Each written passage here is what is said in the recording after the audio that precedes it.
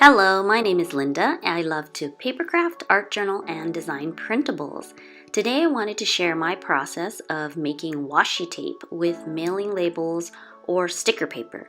Basically, you make your own designs on adhesive paper so it's ready to use, just like washi tape or stickers. And I've seen a lot of washi tape designs that actually come in a book form because they give you little strips, so there's a lot of variety rather than a whole roll of the same thing. So in this way, you can actually create a lot of different designs instead of having the same design that you might not use up in a very long time.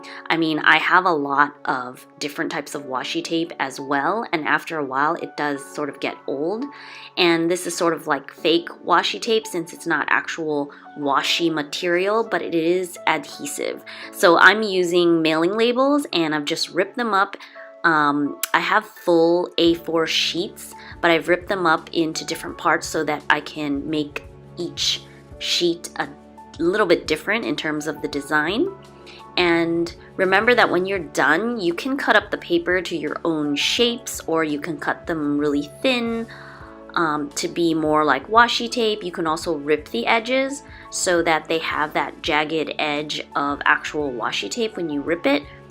It's really up to you, and it really depends if you're using mailing labels so they already have sort of a cut in them, or if you're using a full page sticker sheet, then it's like fair game to basically make any size, length, and shape that you want.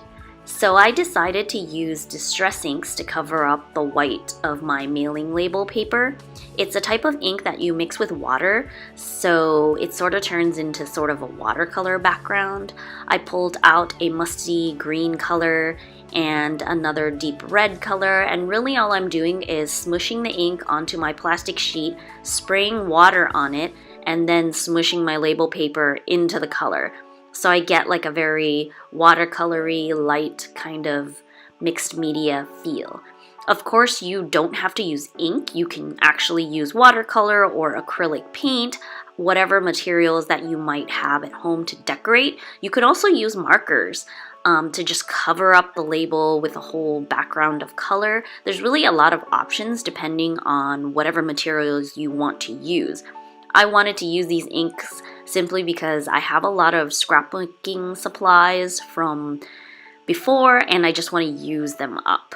So any way that you would decorate, say, a blank page of an art journal or your creative journal, or even sketching yourself, you can do the same thing on the mailing label or sticker paper.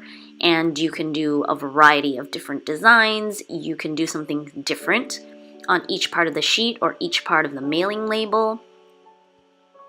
When you use inks and water, it might get a little bit messy, and it sort of just depends on what it is that you like to do. If I didn't use these inks, I probably would use just markers and maybe pick like a bunch of markers in a specific color palette and just use them to create like a really abstract background with like scribbles, so that it covers the entire white of the paper, or maybe like a geometric kind of pattern, which is easy to do. Or if you have any type of stencil, you can use that to make patterns as well. One thing that I haven't tried but I've thought of is really just collaging on top of the paper. So you can use glue or matte medium and collage on top. The only thing is you would have to obviously cut the paper properly to fit like your mailing label size, or it probably would work better if you had a full sheet of adhesive paper so that you could just decorate it any way that you would decorate like a regular art journaling page, then cut it apart to use. And obviously, if you don't have sticky paper, you can do this just on regular paper and then just cut it or tear it apart and use it like washi paper, but you would just have to use some glue or adhesive to put it down. So it's not as convenient as actual tape, but really you would get the same effect. You would get a very cool design, and you can just use a little strip and use it to seem like it's holding down a piece of paper or a note or something in your journal or planner. So it's really just the same idea. So I'm just continuing to fill up all the white areas with some type of color, and just really messy and no really rhyme or reason to it. I don't think that you can always control exactly what's going to look like when you're using this sort of wet watercolorish kind of technique, but I sort of like the mixed sort of background look, especially for just like a background color before you do anything else on top. And it's just more abstract-y looking. So I'm filling up all of my sheets with these ink colors, the sort of musty green color, as well as the darkish burgundy-ish, I don't know what it's called, like vintage rose or something. I wanted it to be a little bit darker, so I'm just like smushing the ink pad on the paper itself because it's already wet. And obviously I'm using a spray bottle to spread the ink around with water. And since this is very wet, I obviously need to give it time to dry. So after you do your background, you would have to let it dry and make sure that it's sort of fully dry before you put another layer on top of it, unless you want your other layer to like bleed into the first layer. So I decided to stamp on top of the mailing labels to give it a design on top of the color. And you can definitely use a specific stamp image, or you can go with something a bit more abstract. It's just depends on what type of design that you're looking for. If you're using mailing labels, obviously pay attention to where the paper is already cut by default. So for example, I'm going to use this little house image, and I want it to be sort of like a sticker. So of course I have to pay attention to where I'm stamping it so that it doesn't cross through the lines that are already cut out. Otherwise, you could use really like bigger or grungy stamps to make like a background pattern or something really abstract and grungy and messy, so you don't have to pay as much attention. It's sort of the idea of creating something that is more like a sticker or something that is just a big abstract type of design in the background all mixed up, so it doesn't matter where the labels are already cut or not. So these houses are something that I just wanted to use, so that's why I decided to stamp them on. But then I'm going to move on to much more abstract stamps, and it's really just adding a layer of texture to the background color that I already have created. So lots of designs with swirls or floral elements and grungy sort of like mix. Not really anything specific, more of something that would make like a patterned paper kind of background. And I'm not paying like super attention to how well I'm stamping. I'm just making it sort of messy, and I'm going to be like overlapping it as well, and sometimes pushing lighter and not really fully stamping it because I want to make it sort of messy and so that you can't see like where something starts and where something ends, just so that it's more of like a background texture rather than something where you want like that specific image really clearly stamped out. And I'm just using black ink, but of course you can use all types of inks that you have if you're like into stamping and have all of the supplies. You can probably also heat emboss designs and create really cool effects. Really depends on the supplies that you have. And so whatever design you want to make, you can just create that on top of your background color.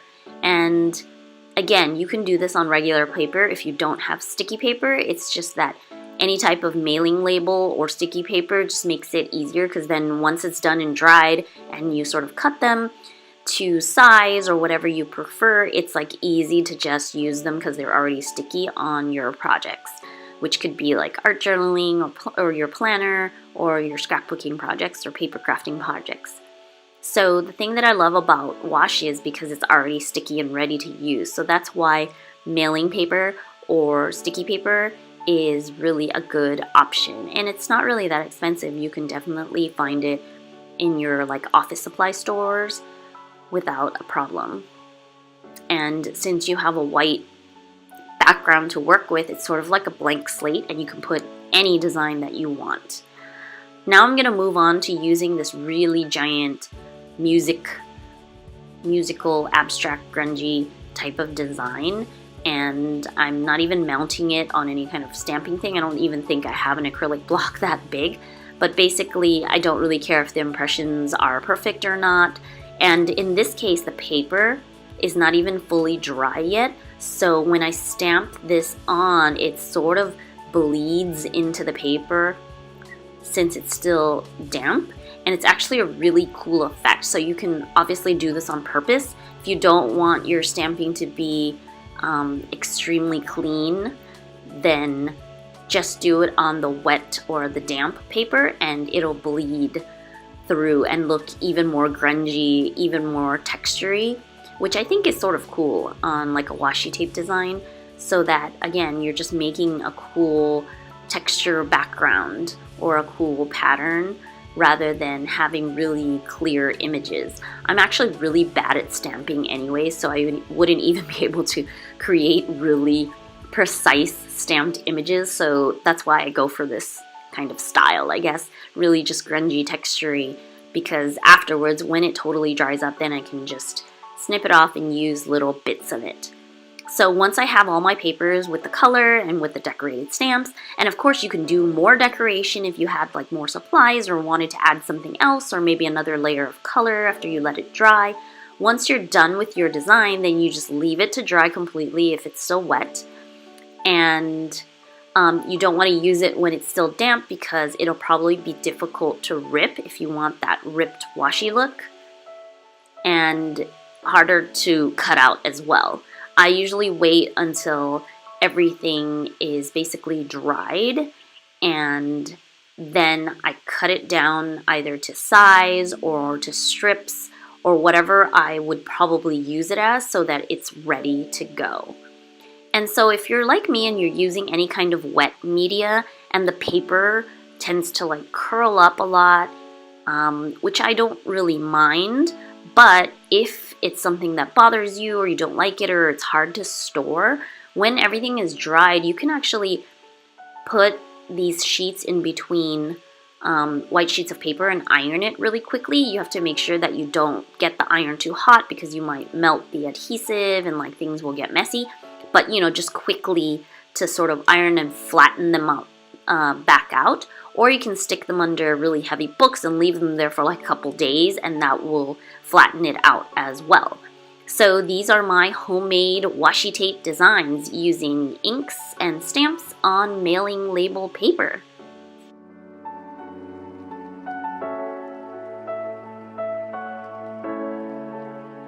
Thank you for watching, and if you want to see more, subscribe to my channel. I post videos about journaling, printables, and all things paper crafting.